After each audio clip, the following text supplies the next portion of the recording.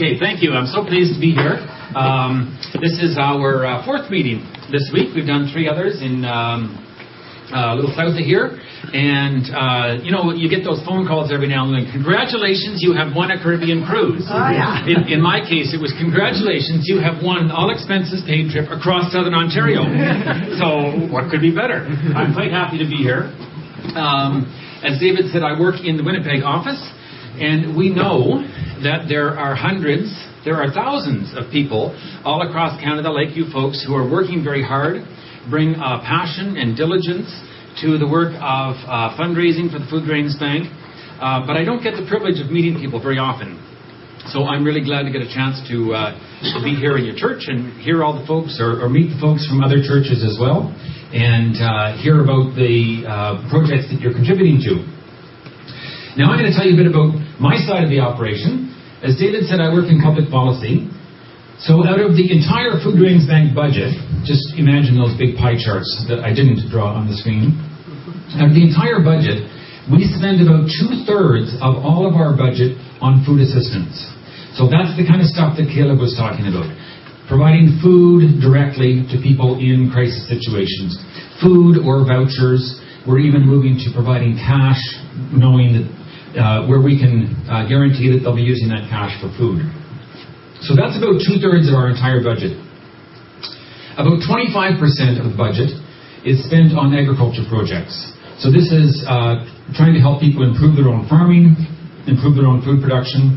There's a small sliver we spend on nutrition, which is mostly school feeding programs and nutritional help for pregnant mothers, newborns, families, that kind of stuff. A little sliver for administration and fundraising. And then a very tiny bit, about 0.7%, 0.75%, is spent on public policy. So this is my department. I happen to think it's the most important, but I might be biased. And I want to tell you about this campaign that we are starting called the Good Soil Campaign. And perhaps I should preface it by saying we're not just doing this on the 0.7% that is fundraised from the public, but we've actually received some money from an external foundation. Some of you have probably heard of the Bill and Melinda Gates Foundation. They made lots of money selling computers, selling software. And now they are trying to contribute to international development in various ways. So they support lots of agriculture work in developing countries. They're also supporting some advocacy work, public policy work. Essentially what we're trying to do is to get the Canadian government to provide more support for agriculture in its aid programs. So we're not talking about domestic agriculture in Canada, but just the work that Canada supports internationally in international development. We think there should be a higher profile for agriculture work. Well, why? We know agriculture is important. I'm sitting here in a room of farmers. I don't have to convince you. Agriculture is important. Everybody eats. It's a huge part of the economy. Contributes to the environment. There's lots of reasons why. It's also important for the alleviation of hunger. About 70% of all the people in the world who don't have enough food to eat are food producers. So many of those are small-scale farmers with their own piece of land of less than an acre or 2 acres. Some of them would be pastoralists, people who are grazing animals, cattle, sheep, goats, camels, on perhaps communal land, but they'd be making a living from the livestock. Some of them would be laborers who don't have any land of their own, but their main source of employment is working on other people's farms. So most of the poor people in the world, most of the people who don't have enough to eat, are farmers. How can we help them? By investing in agriculture. We also know that if you invest in agriculture, then you see progress in other sectors. Don't worry, there's not a test on this complicated chart. But starting on the left, it says if you invest in agriculture, then you see other benefits. So those benefits include benefits to the environment. So there's more diversity for crops, you get better quality water systems, you get less erosion, all kinds of benefits to the environment when your agriculture is healthy. There's also benefits to nutrition and health. If small-scale farmers can have healthier farms and more diverse farms, then their kids are going to eat better. They're not just eating maize, corn, all the time, but they're eating a mixture of perhaps maize and beans and vegetables and different things. Better nutrition. If they're eating better nutrition, they're going to be able to pay attention in school, not fall asleep, and not get diseases, and they're going to stay in school. It's going to be better for them in the long term. Plus, we see economic benefits from investing in agriculture. Agriculture is a key driver of the economy in many developing countries. So if we can improve the agriculture sector, then we improve the overall economy in those countries. Now, back in the big graph, it says teach a woman to farm at the top. You've all heard the old adage that if you teach a man to fish, if you give a man a fish, he'll eat for a day, and if you teach him to fish, he'll eat for the rest of his life. And that's often carried on to say if you teach a woman to fish, then the family will eat well too. And so here is teaching a woman to farm, because it's often women who are the main farmers, the main contributors of labor for agriculture in developing countries. Here we've got a few women in Mongolia, where we have some projects growing irrigated tomatoes. And in most contexts in Africa and in Asia, though women are contributing most of the labor on the farms, the land is mostly owned by men, the finance is mostly accessible to men and controlled by men, the crop is usually sold by men, and they have the decision-making power over what to do with the money. The inputs are often controlled by men as well. And so women are putting a whole lot of effort in, and they don't have much power in deciding what happens. There's been some work done by the Food and Agriculture Organization of the United Nations that suggests that if women had equal access to all of those assets, so the land and the finance and the crop inputs, farms in developing countries could be about 25% more productive. So just trying to share the assets around, we could really improve things. So one thing that we're pushing the Canadian government to do is to make sure that when they do invest in agriculture, it's focused on the small-scale farmers and that it's available to women as well as men. So, we're looking for improved farming practices. I should point out that when we're asking the Canadian government for money, it's not for the Foodgrains Bank. We do a lot of agriculture work. We would like to do more agriculture work, but we're also suggesting that Canada could invest through other avenues where agriculture work is done. So it might be transferring money directly to the government of a developing country for their own extension system. It might be through various UN agencies. It might be through other non-government organizations. But we're just saying there's a need overall for more investment in agriculture. That would include infrastructure, so roads, rail, markets. It would include agriculture extension, agriculture research. In fact, one of the biggest needs really is for agriculture extension.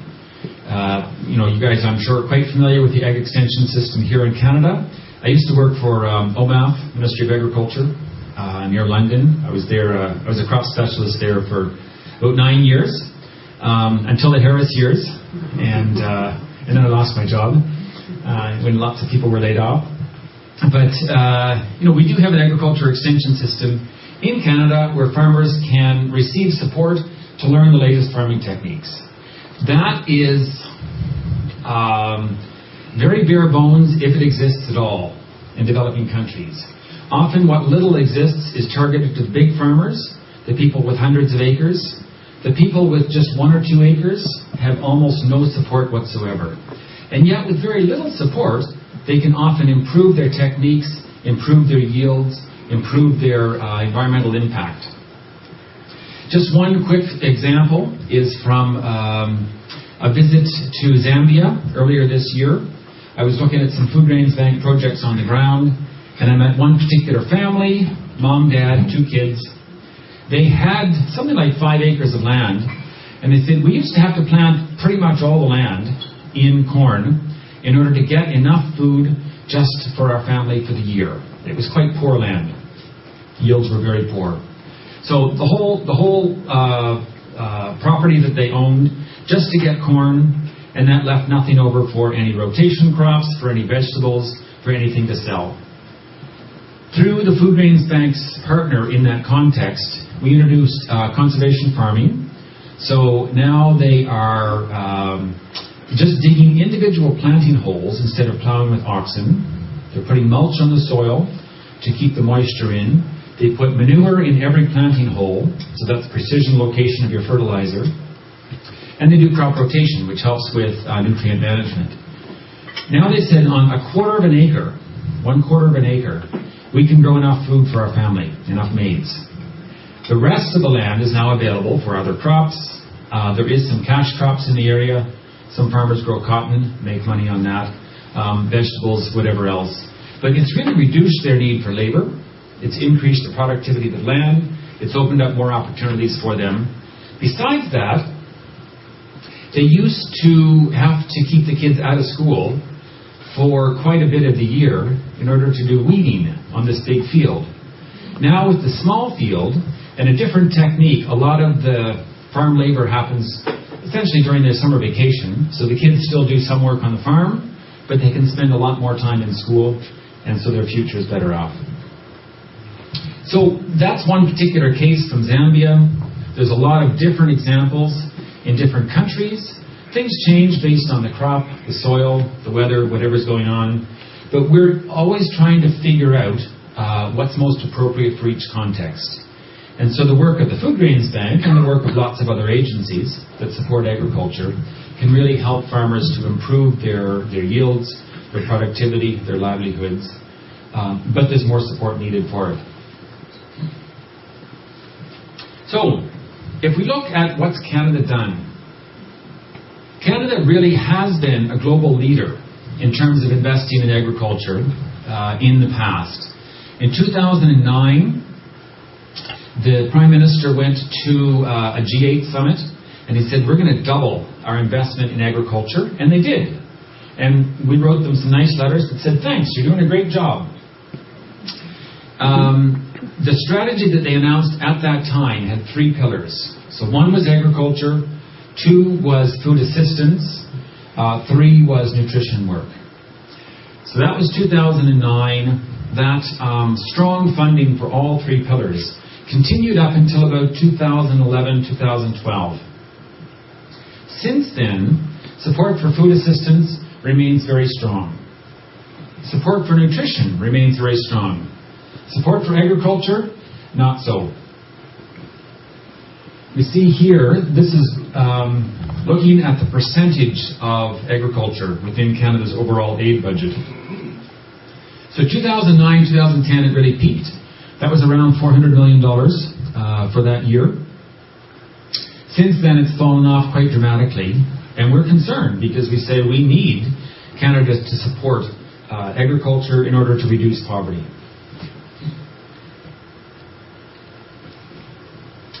So, at the Foodgrains Bank, we have, for about the last 15 years, we have had a public policy department that has tried to influence policies of government.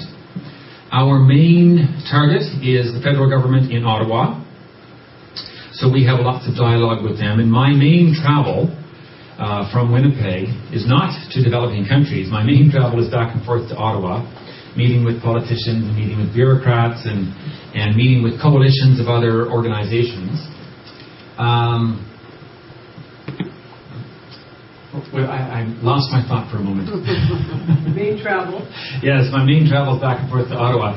So, besides Ottawa, we also participate a certain amount in some dialogue at international level, especially around food assistance. There's a big international treaty called the Food Assistance Treaty that Canada is a signatory and several other countries are signatories.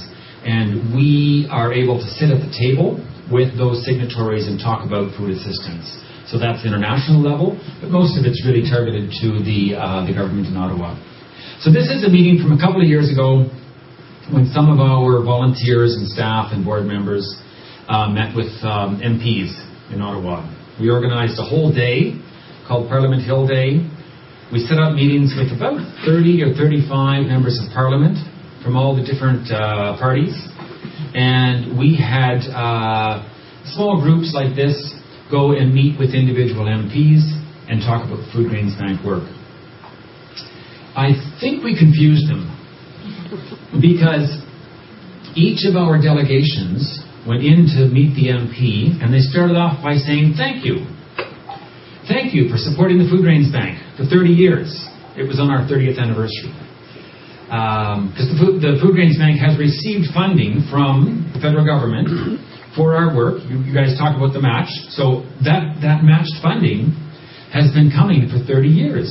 And we just wanted to say thanks. We really appreciate it.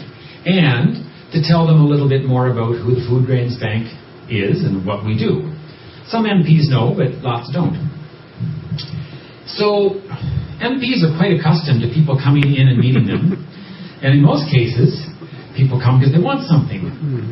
So we arrived and we said, thank you. And they're saying, okay, and what do you want? Well, we're going to tell you all about the Foodgrains Bank. Great, but what do you want? Well, we don't really want anything. We just want you to understand who we are and what we do and to say thanks. So it kind of confused them. But on the other hand, I think it built up a lot of goodwill for us as an organization.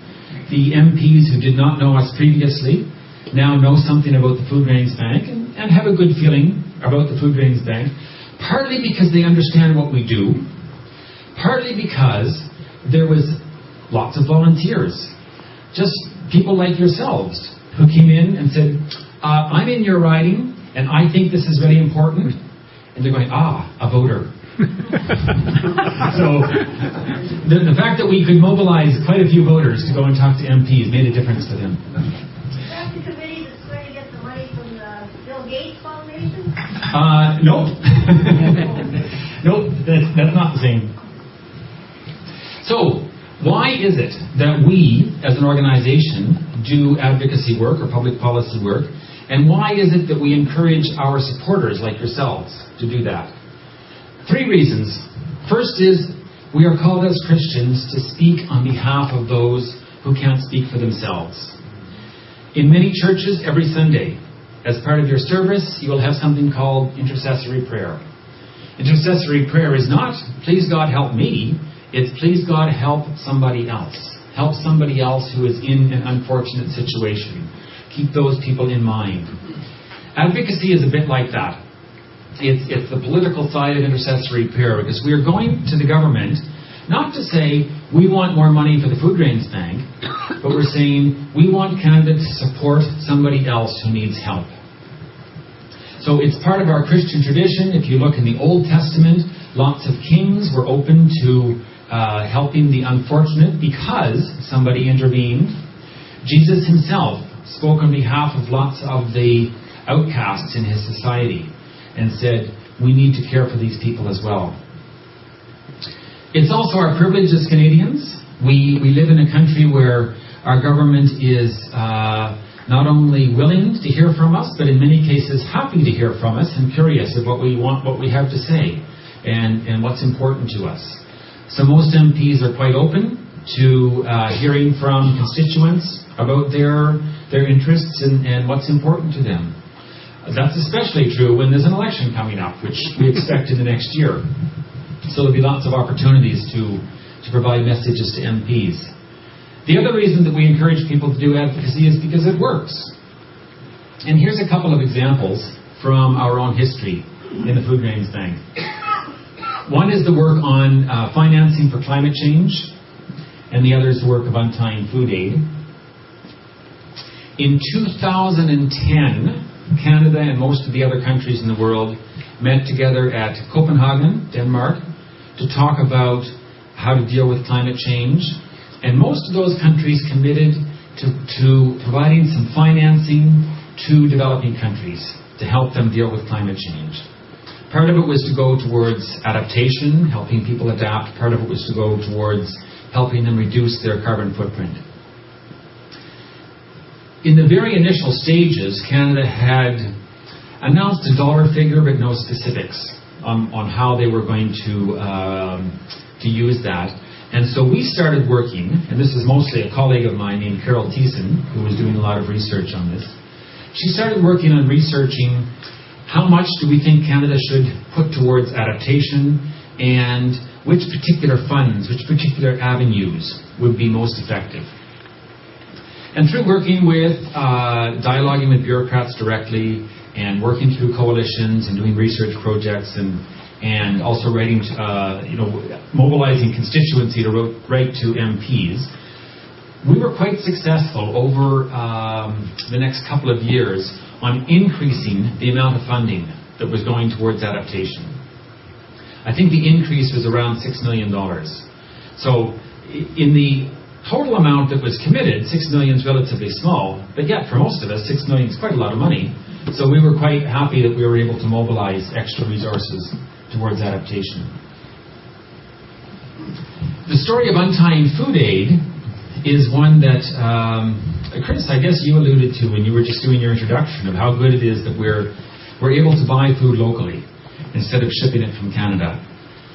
So before 2005, under Canadian law, anybody who was providing food assistance from Canada, 90% of that food had to be purchased in Canada. We were using government funds, and so we had to follow that rule. So most of our food commodities were purchased in Canada and shipped overseas. We saw the problems of that. It takes a long time for stuff to get across the ocean on a ship. It costs a lot to send that ship out. When it gets there, you're probably disrupting local farmers because they're also producing the crop, and then they're undercut by this stuff that's getting imported. And it might not even be the food that people are used to eating.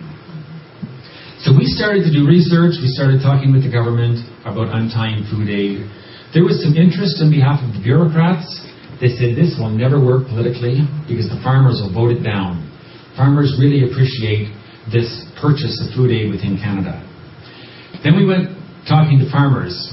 Coincidentally, we know lots of farmers at the Foodgrains Bank because, there's so many people support growing projects.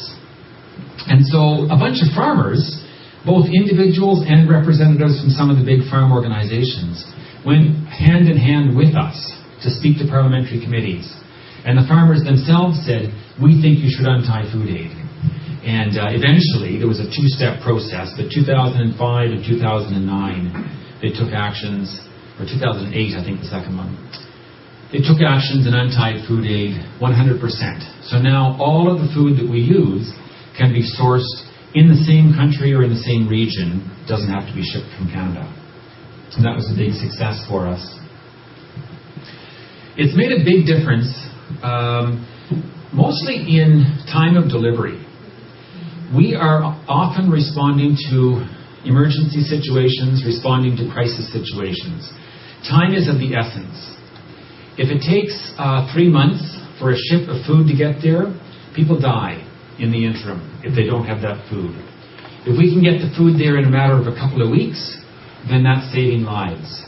So the fact that we've been able to cut down on delivery time by several weeks has made our work that much more effective. It's cheaper now to provide the food because we're not paying the shipping costs. And with that extra money, we're able to feed a lot more people than what we used to do in the past. So that's an example of how our public policy work has enabled our programming work to be that much more effective. So now it comes down to what you can do. Well, we heard before the break of what you're already doing, and I think that's fantastic that people are working on growing projects, contributing individually, running a bunch of other events in their churches in order to raise money. But there's one other thing that you could do if you're interested, and that's to communicate with your MP. Send them a letter, send them an email, talk with them, go to meet with them, but encourage them to reverse that cut in funding, or to increase the funding for agriculture in Canada's aid program. I've got a pamphlet here called The Harvest of Letters, and so this is just a couple of pages suggesting, essentially going over the same content that I've talked about, but encouraging people to write to their MP, giving a little bit of background on the issue. MPs are quite, they listen closely when they get letters. Emails make a difference, but you need quite a few of them. Personal letters, handwritten or typed or whatever, but just an actual letter is much more effective. And only a few letters on an issue can make a big difference if MPs see that, oh, my constituents actually care about this. So I'm going to encourage everybody to take at least one of these papers away with them. If you want to take more for others in your church, others in your family, your neighbors, that's great because we've got more copies. But just encourage people to write to your MP and say, hey, can you do something a little bit better on funding for agriculture in the aid program? This one's for the email. Oh yeah, and when you're writing to your own MP, it's a good idea to copy the Prime Minister and also copy the Minister of Development, because this is issues that are of interest to them. And you can also meet them in person. It might be at the coffee shop if you happen to see them there, or at your church, or if they come to your growing project, or you could make an appointment to go see them in their constituency office. A group of 3 or 4 people going to meet an MP can be very effective on raising concern. If you'd like a little help, a little coaching on what to do, I can help. The phone number at the bottom is our office number, our toll-free number in Winnipeg. Mayberries are also very good at this. You can contact them and they could help if you're interested in organizing a meeting. And as I said, with an election coming up, it's an excellent time to raise this, no matter which party your MP is from. We don't know who's going to form the next government. We'd like to put this on the radar for all the major parties and see if whoever is in government next time makes this a priority. And of course, the other thing that we can all do is to pray. I think we, in our personal lives, in our church congregations, we're often praying for more local needs. And there's no reason why we can't think of needs that are a little bit further away. The needs of those in developing countries who don't get enough food, but also the concerns for those who govern us, those in Ottawa, to say, can you help our elected leaders to look more broadly at this issue, look beyond the narrow borders of Canada and our economy, but to try to keep the concerns of the world in their hearts. So I'm going to finish there. Thanks for your attention, and I would be happy to answer any questions that people have.